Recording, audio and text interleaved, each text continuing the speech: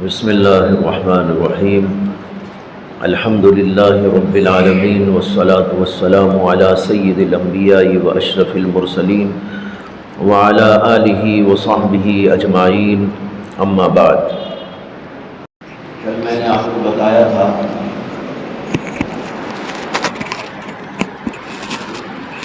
کہ ہمیں دو کام کرنے ہیں۔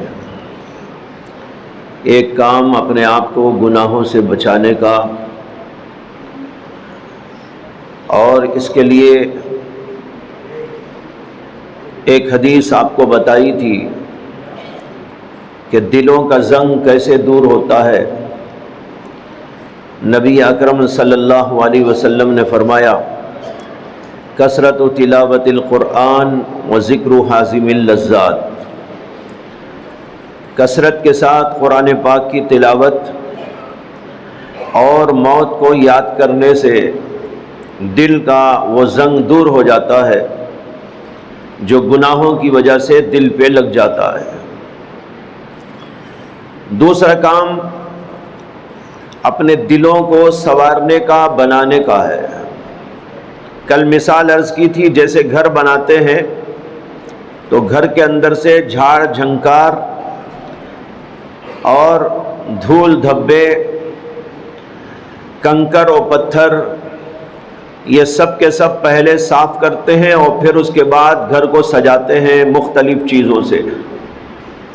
اسی طرح دل کو سجانا ہے، آراستہ پیراستہ کرنا ہے، اور یہ دل سجایا جاتا ہے کچھ نیکیوں، عبادتوں، طاعتوں، اللہ کی یادوں سے۔ دل ہمارا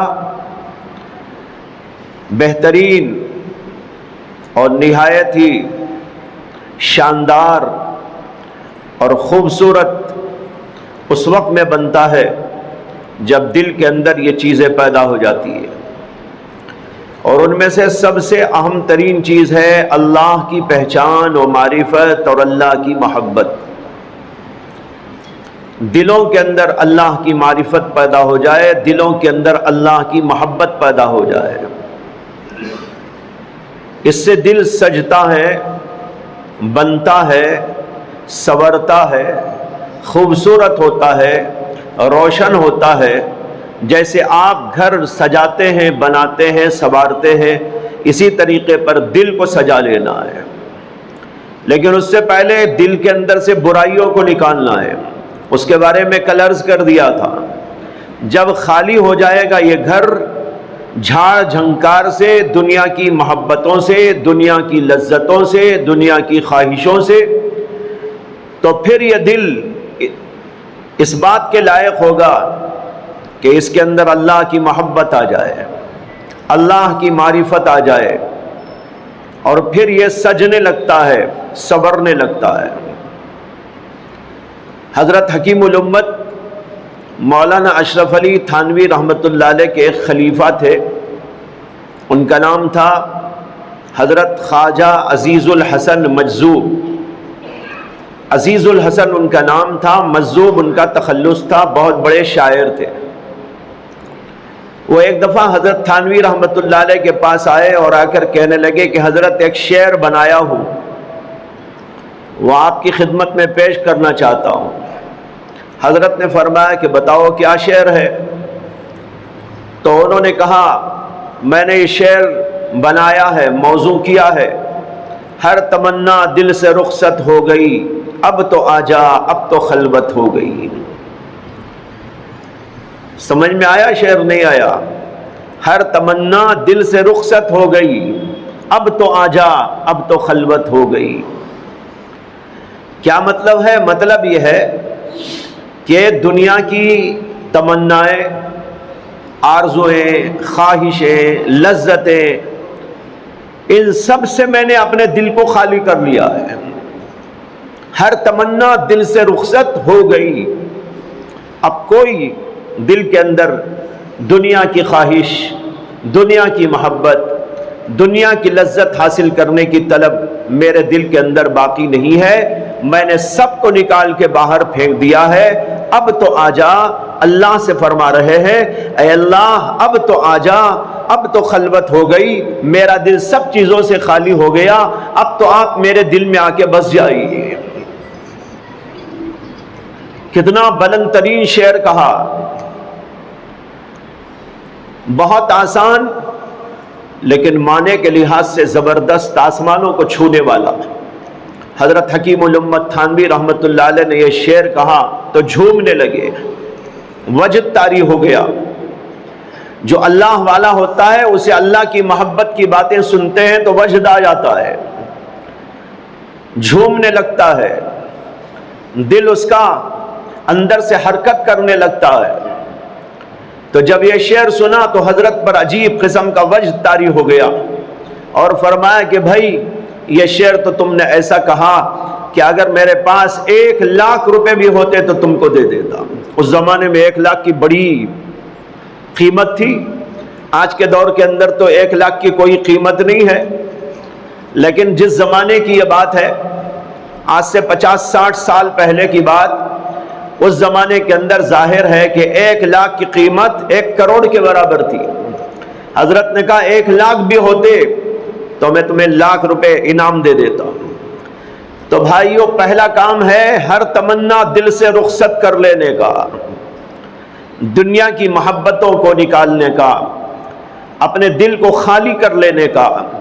جب دل خالی ہو جائے گا تو پھر اس کے اندر اللہ کی محبت آ کے سمائے گی، اللہ کی معرفت اس کے اندر آئے گی۔ اور اگر دل کے اندر گندگیاں پڑی ہو، دنیا کی محبتیں پڑی ہو، لذات کی خواہش طلب اس کے اندر موجود ہو، دنیا کی بے تکی باتیں دل کے اندر جمی ہوئی ہو، تو اس دل کے اندر اللہ کی محبت نہیں آتی۔ اللہ کی محبت اس دل میں آتی ہے جس بندے کا دل تمام دنیا کی خواہشوں سے، لذتوں سے بالکل خالی ہو جاتا ہے۔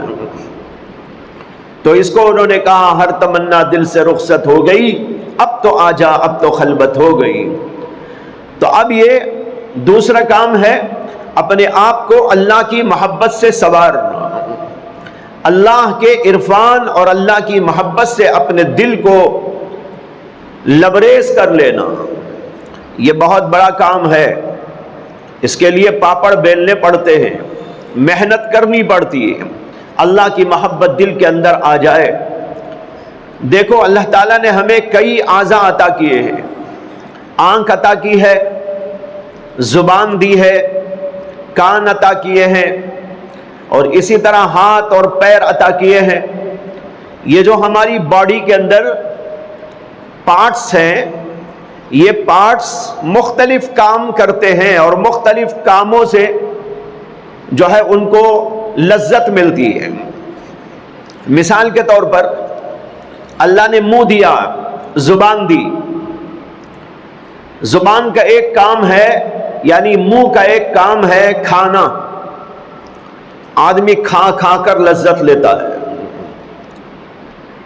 یہ کھاؤں وہ کھاؤں، اس ڈیزائن کا کھانا کھاؤں، اور اس قسم کے ٹیسٹ کا کھانا کھاؤں، کھٹا بھی کھاتا ہے، میٹھا بھی کھاتا ہے، اور جو ہے مختلف انداز کے کھانے کھاتا ہے اور لذت لیتا ہے۔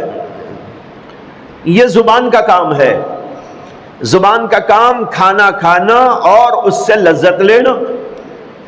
اور دوسرا کام زبان کا ہے بولنا، زبان بولتی بھی ہے، منہ بولتا بھی ہے، بول بول کر بھی انسان اپنی خواہش پوری کرتا ہے، مختلف باتیں بولتا رہتا ہے، یہ بول بول کر اس کا دل سکون پاتا ہے۔ اسی طرح اللہ نے آنکھ دی، آنکھ سے دیکھنے کا کام لیتا ہے، اور آنکھ کا کام ہے دیکھنا اور دیکھ کر لذت لینا، اچھی چیزوں کو دیکھنا، خوبصورت چیزوں کو دیکھنا۔ جب وہ دیکھتا ہے ان چیزوں کو تو اس سے اسے لذت ملتی ہے۔ اور کان اللہ نے دیے، کان سے اچھی اچھی آوازیں سنے تو اس کو سکون ملتا ہے، اس لیے اچھی آواز کی تلاش کرتا ہے کان۔ اذان بھی ہو تو بہترین اذان ہو، کوئی صاحب قرات پڑھ رہے ہو تو بہترین انداز سے تلاوت کر رہے ہو. تو بہرحال کان کا کام ہے آوازوں کی لذت لینا، منہ کا کام ہے بولنے کی لذت لینا یا کھانے کی لذت لینا. اسی طریقے پر ہاتھ اور پیر یہ بھی مختلف کام کرتے ہیں اور اس سے لذتیں لیتے ہیں. لیکن بھائیوں، کبھی ہم نے یہ سوچا ہے کہ اللہ تعالیٰ نے ہم کو دل عطا کیا ہے، اس دل کی لذت کس چیز سے حاصل ہوتی ہے؟ آنکھ کی لذت چیزوں کو دیکھنے سے، زبان کی لذت کھانے و پینے سے، کان کی لذت اچھی اچھی آوازوں کو سننے سے، ہاتھ اور پیر کی لذت کچھ چیزوں کو چھونے اور کچھ کام دھام کرنے سے. تو اللہ نے ہم کو جو دل عطا کیا ہے، اس دل کی لذت کس سے حاصل ہوتی ہے؟ دل کی لذت ہے اللہ کی محبت کے اندر. جب اللہ کی محبت اس میں آتی ہے تو دل کے اندر لذت معلوم ہوتی ہے. ایک حدیث ہے کہ نبی اکرم صلی اللہ علیہ وسلم نے فرمایا، ثلاث من کن فیہ وجد بہن حلاوت الایمان. تین چیزیں ایسی ہیں کہ جس آدمی کے پاس وہ تین چیزیں ہو تو اس کے دل میں اللہ تبارک و تعالی ایمان کی حلاوت پیدا کر دیتے ہیں. ایمان کی مٹھاس، ایمان کی لذت. ایمان کی لذت بھی ہوتی ہے لیکن ہم لوگوں کو نہیں معلوم ہے کہ ایمان کی لذت کیا. اللہ کے نام کی لذت ہے، نماز کی لذت ہے، روزے کی لذت ہے، اور ایمان کی لذت ہے، تقوی کی لذت ہے، ہر چیز کی لذت ہے. جیسے ہم کھانے کھاتے ہیں تو مختلف کھانوں کی لذت، اسی طریقے پر اس کی بھی لذت ہے. اللہ کے نبی علیہ الصلوۃ والسلام نے فرمایا، تین چیزیں جس کے پاس میں ہو تو اسے ایمان کی حلاوت مل جاتی ہے. ان میں سے ایک بات یہ فرمائی، من کان اللہ ورسولہ احب الیہ مما سواہما.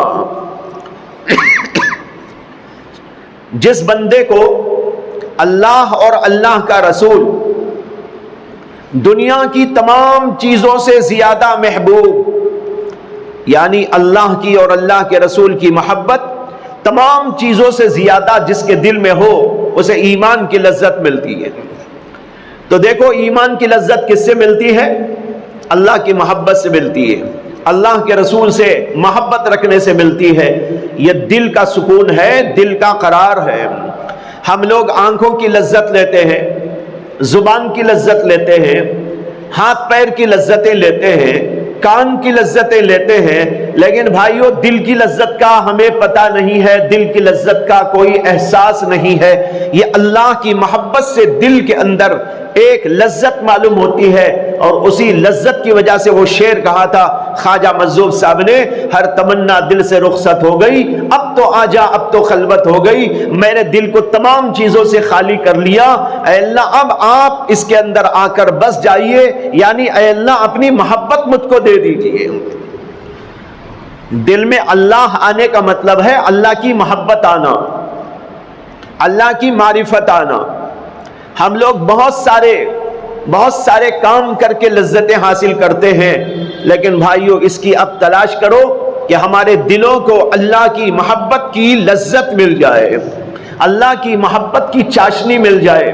اس کے لیے عبادت، نیکیاں اور یہ روزہ، یہ نماز، یہ سب کچھ جو اللہ نے عطا کیا ہے، یہ اسی لیے ہے کہ ان کے ذریعے سے اللہ کی معرفت اور محبت حاصل کی جائے. نماز ہے، ہم نماز پڑھیں تو ڈھنگ کے ساتھ نماز پڑھیں اور توجہ کے ساتھ میں نماز پڑھیں، اور اس خیال سے نماز پڑھیں کہ میرا کنیکشن اللہ سے قائم ہو رہا ہے. جب اس طریقے پر نماز پڑھیں گے نا، نماز کی لذت آئے گی، نماز کا مزہ آئے گا، اللہ سے کنیکشن جڑ جائے گا. اور جو ہی اللہ سے کنیکشن جڑ جائے گا، چاہے ہم کتنے بھی میل کے فاصلے پر ہوں، لیکن اللہ سے کنیکشن جڑ جائے گا تو بس ایک تار جس کے ذریعے سے وہ تعلق قائم ہو گیا، اس کی وجہ سے ہم کو اللہ کی محبت اور اللہ کی معرفت کی چاشنی اور اس کی حلاوت مل جاتی ہے. حدیث میں آتا ہے کہ جب بندہ سجدے میں جاتا ہے تو گویا کہ وہ اللہ کے قدموں پہ سجدہ کرتا ہے، گویا کہ وہ اللہ کے قدموں پہ سجدہ کرتا ہے۔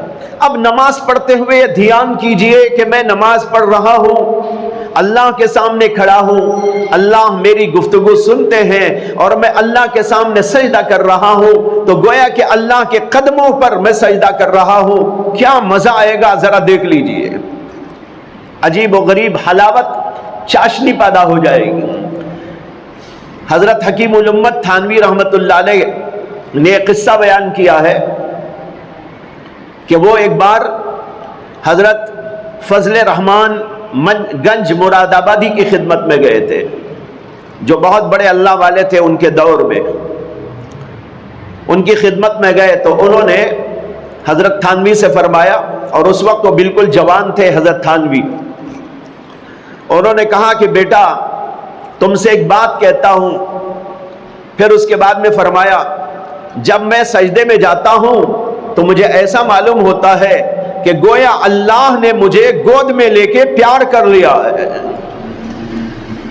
ایک کیا مزہ ہوگا، کیا لذت ہوگی، ایک کیا سکون ہوگا جو ان کو حاصل ہوتا تھا، اور اس کی تعبیر کرنے کے لیے کوئی الفاظ ان کے پاس موجود نہیں تھے۔ یہی الفاظ استعمال کر لیے جو ہم روزانہ استعمال کرتے ہیں، گود کا لفظ اور پیار کا لفظ۔ لیکن وہ ایک لذت بتانا چاہتے تھے کہ میں اللہ کے ایسے قریب ہو جاتا ہوں اور ایسی لذت پاتا ہوں، جیسے سمجھ لو کہ ماں نے کسی کو گود میں اٹھا کے پیار کر لیا اپنے بچے کو، تو اسے کیسا سکون معلوم ہوتا ہے، اس طرح کا سکون پاتا ہوں۔ یہ اس وقت ہوتا ہے جب آدمی ڈھنگ کے ساتھ نماز پڑھتا ہے، اسی طرح تلاوت کرتا ہے پوری توجہ کے ساتھ، اللہ کا پاکیزہ کلام سمجھ کر کرتا ہے، تو اس کلام پاک کو پڑھنے سے اللہ سے تعلق قائم ہو جاتا ہے، اور ایسا تعلق قائم ہو جاتا ہے کہ بس ہر بات پر اللہ توجہ کرتے ہیں۔ جب بندہ تلاوت کرتا ہے تو حدیث میں آتا ہے کہ نبی اکرم صلی اللہ علیہ وسلم نے فرمایا، اللہ تبارک و تعالی تلاوت کرنے والے کی آواز پر، تلاوت کرنے والے کی تلاوت پر اس طرح توجہ دیتے ہیں جیسے کہ تم میں سے کوئی گانے والی گاتی ہے تو اس کے اوپر توجہ دیتا ہے۔ زمانے جاہلیت میں گانے والیاں ہوتی تھی، اب بھی ہوتی ہے، تو گانے بجانے والیاں جب گاتی بجاتی تو جو ان کے عاشق ہوتے وہ کیسے ان کے طرف توجہ کرتے۔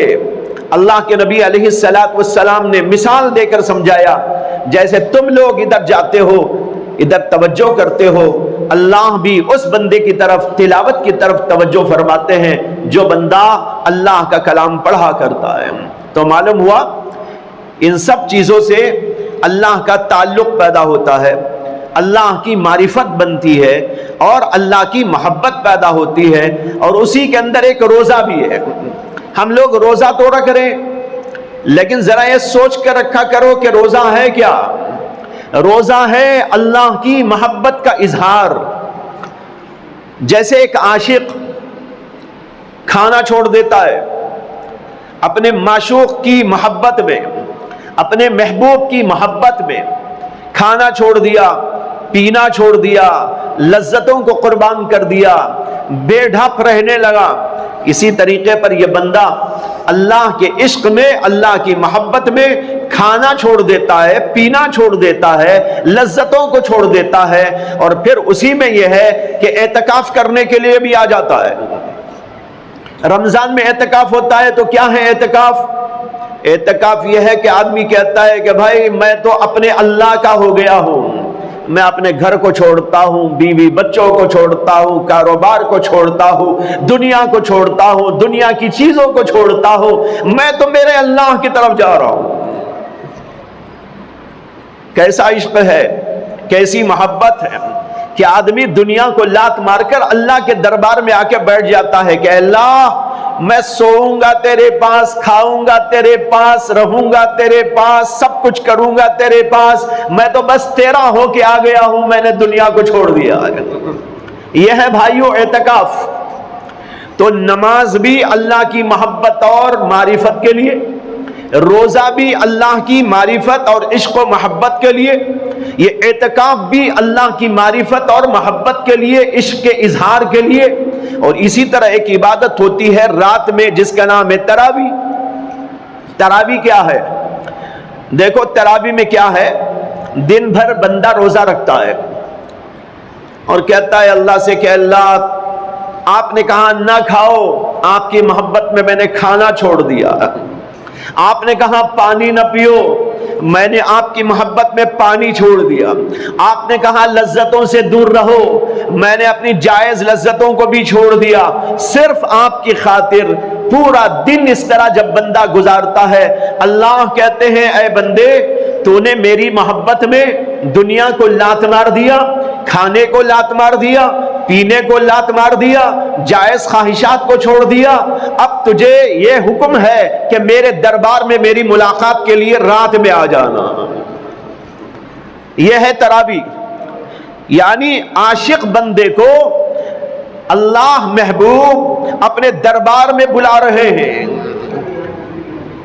کتنا اہم یہ ہے، کیسی عجیب عبادت ہے۔ یہ ایسا سمجھو کہ ایک آدمی کسی پر عاشق ہو گیا، اس کے عشق و محبت میں چل رہا ہے، پھر رہا ہے، ادھر اور ادھر گھوم رہا ہے۔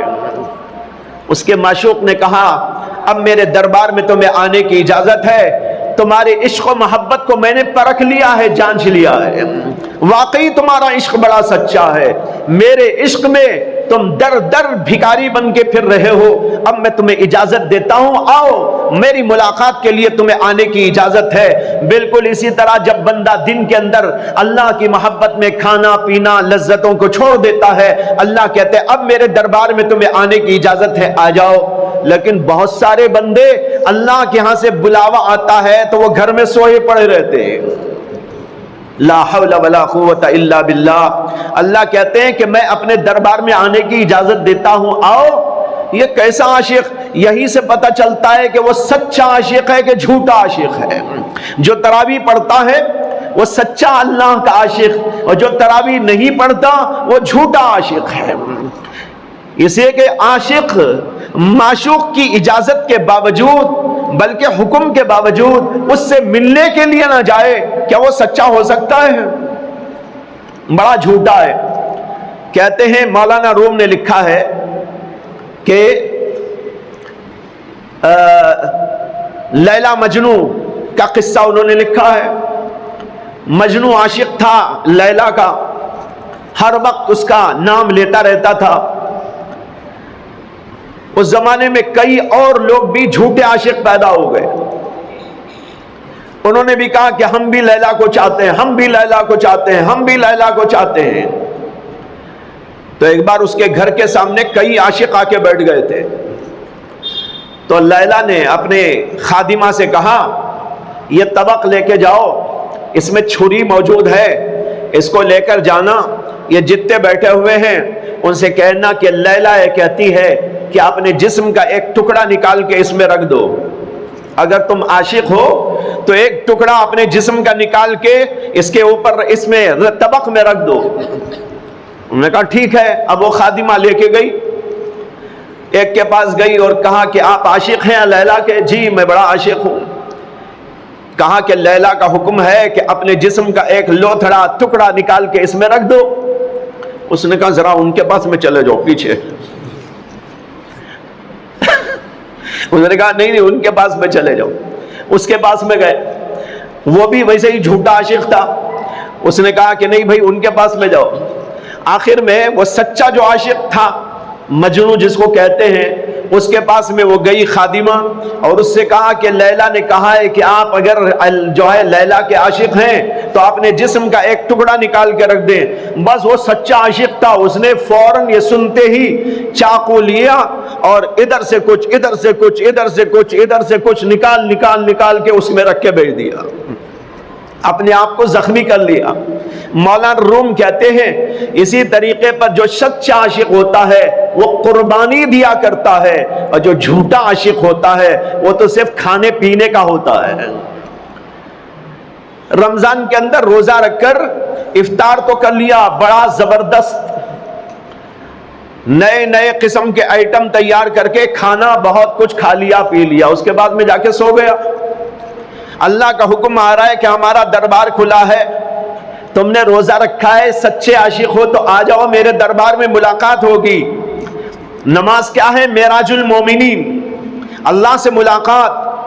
حدیث میں آتا ہے کہ بندہ جب اللہ کے سامنے کھڑا ہوتا ہے تو دراصل وہ اللہ سے سرگوشی، وہ مناجات کرتا ہے۔ اللہ کے نبی صلی اللہ علیہ وسلم نے فرمایا کہ تمہارے اور جو ہے دیوار قبلے کے درمیان میں اللہ موجود، بخاری شریف کی حدیث، یعنی مطلب اللہ کی توجہ موجود۔ بتانا یہ ہے کہ یہ عاشق کیسا کہ جب روزہ افطار کرنے کا وقت آیا تو مختلف قسم کے کھانے کھا کھا کھا کھا کر بیٹھا رہا، اور جب اللہ کا حکم آیا تم سچے عاشق ہو تو میرے دربار میں چلے آؤ تو یہ بیڈ پہ چلا گیا۔ وہ سچا عاشق نہیں ہو سکتا۔ بھائیو، سچا عاشق وہ ہے جو رات میں تراویح پڑھ کر اللہ کے دربار میں ملنے کے لیے اس سے جاتا ہے۔ یہ خصوصی ملاقات کا وقت ہے۔ بہرحال یہ ساری عبادتیں اللہ کی محبت کو پروان چڑھانے، اللہ کی معرفت کو پروان چڑھانے کے لیے ہیں۔ ان سب چیزوں کو بڑے اہتمام کے ساتھ میں ادا کر کے اپنے دل کے اندر، اپنے دل کو ان چیزوں سے سنوارنے اور بنانے اور ان کو جو ہے بہترین اور مجلہ اور مصفح کرنے کی کوشش کرنا چاہیے۔ یہ ہے دوسرا عنوان جو کل کے بعد اب کرنے کا ہے، جو میں نے عرض کیا۔